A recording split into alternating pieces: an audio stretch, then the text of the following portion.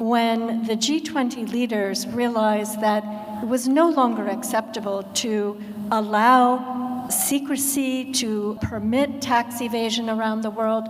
They also felt it was important to tackle the issue of aggressive tax planning by multinationals. And so in 2013, we were asked at the OECD to develop some measures to address this issue. And that's how we came up with the 15-point action plan to counter base erosion and profit shifting. And the first measure was to address the tax challenges of digitalization. The international tax rules that have governed cross-border taxation for over 100 years are fundamentally based on having a physical presence. A lot of taxation depends on that, but digitalization is taking over everything, and we must be ready to embrace it and harness the benefits of that. L'économie digitale devient une réalité qui est en avance par rapport aux régulateurs.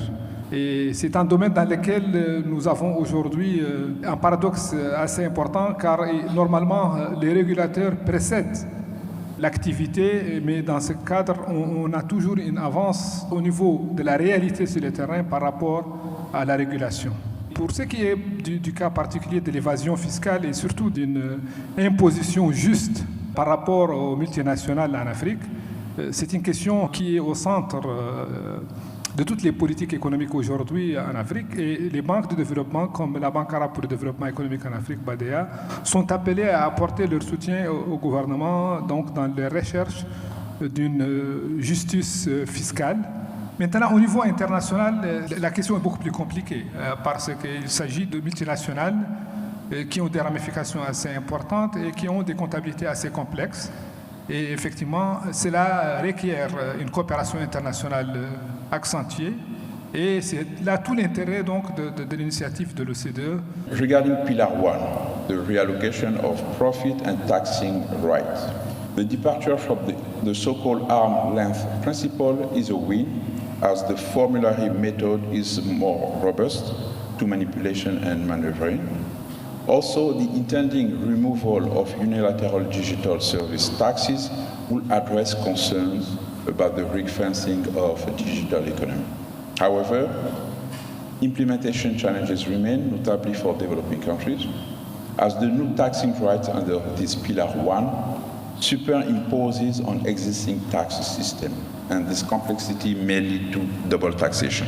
Regarding Pillar 2, I believe that the introduction of a minimum global tax floor of 15% on large multinational enterprises is an important step which will yield major benefit in combating profit shifting and reducing tax competition.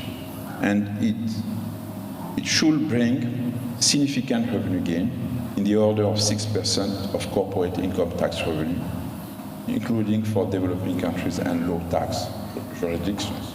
Digitalization together with globalization created a lot of challenges, as the classic substance of taxation being the physical presence evaporated in space. As far as Pillar 1 is concerned, it applies to the very big multinational companies having a turnover of more than 20 billion euros.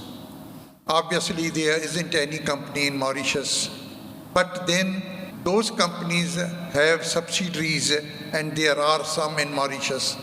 And Pillar 1 envisages that these companies will pay tax not only at the place of their domicile, but at the places from where they earn the income.